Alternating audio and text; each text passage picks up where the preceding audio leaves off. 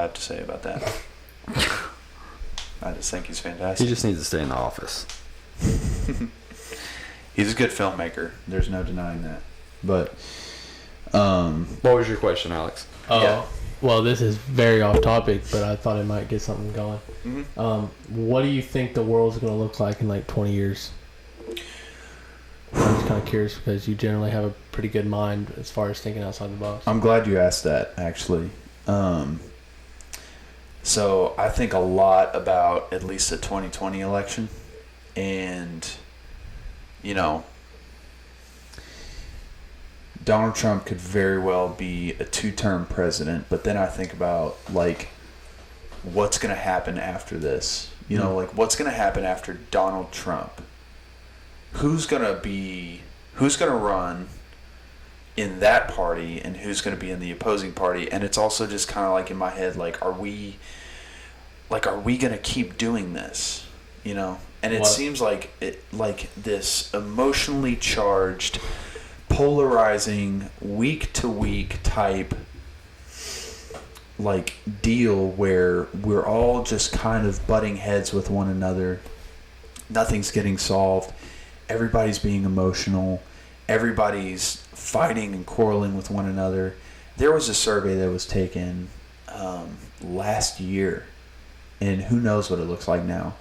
But 33% of the people that were interviewed for this survey thought that it would be good to have a civil war again between our political parties. And I'm going to have to double check that, but like that's staggering. That, like, think about that.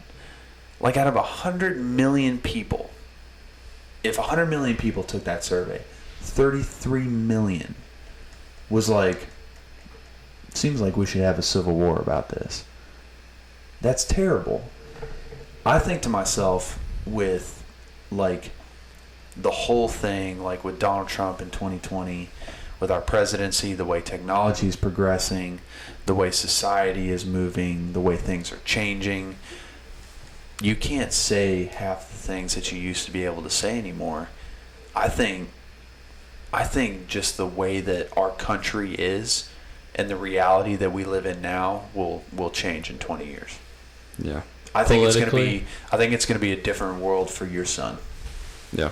And I think you're like when your son's in high school, when your son's going to college, he's going to be dealing with parts of. You good? All right.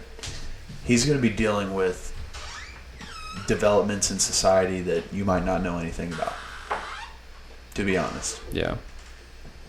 I mean, you got to think, like 20 years ago, dude, the cell phone wasn't even, you know. Yeah. I mean, who knows what's going to be like. Yeah. Barely. I mean, weren't portable. Facebook has only been around for 14 years. Right. Now it feels like it's been now around it's a forever, monopoly, almost. but now it's essential. Yeah. It's who we are. Pretty confident that Facebook and Amazon, maybe Google, are gonna like take over everything. Like the Four Horsemen. Yeah, I don't literally. think Facebook. I think Facebook's kind of got it. Facebook owns Instagram. Apocalyptic things here. Facebook owns Instagram? Yes, they bought it. Yeah, Facebook owns a lot. Amazon is extremely powerful. Facebook is very powerful, and like, if those two ever combine forces, oh my goodness. Yeah. If one of those bought the other, which it would probably be Amazon buying Facebook, if anything, that could take over the world. Yeah, but They kind of already are. I really do think that our reality is going to change, and I just think that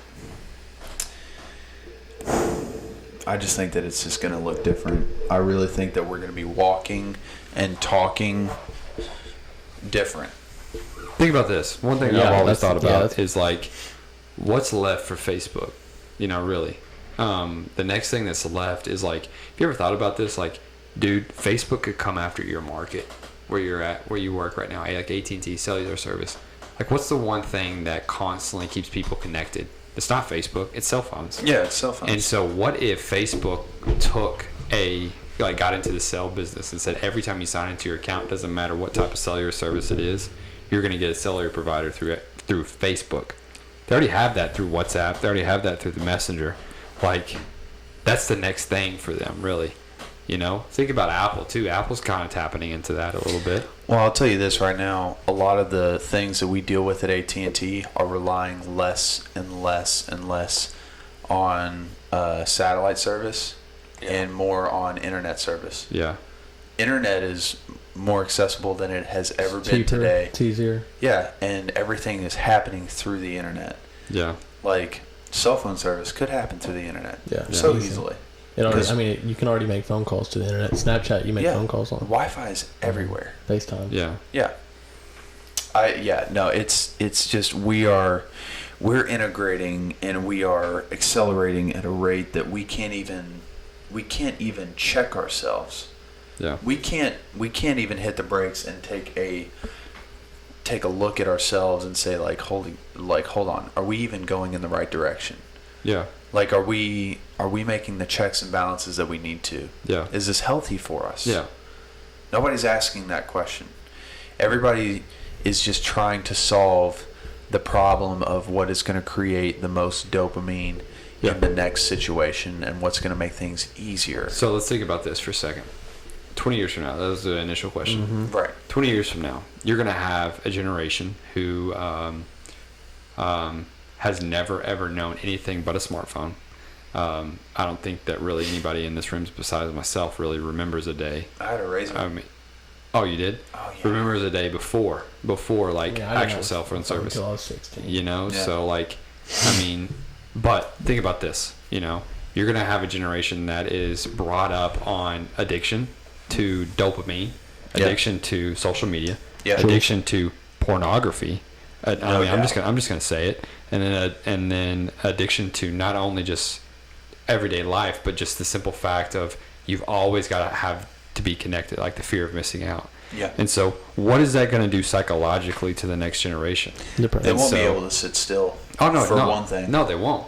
And so then you're going to have adults that are going to be discipling their children to do the exact same thing that they are doing. Like, think about this, dude. I know parents, I know kids who are addicted to the exact same thing. Facebook, pornography, social media. Yeah. And what is the next generation? What is my kid going to be discipled upon? My battles are not going to be the battles that my dad fought when I was growing up. The battles that I thought growing up was trying to get away from the Nintendo screen. Now the battles that I'm going to be fighting is, I literally just told Olivia the other day, actually this morning, I said, do we put the phone in front of Finn when he's crying too much? Right. Is that his fix? You want to know what I saw the other day that almost made me throw up? I was at a restaurant and we were sitting in the lobby waiting to be seated.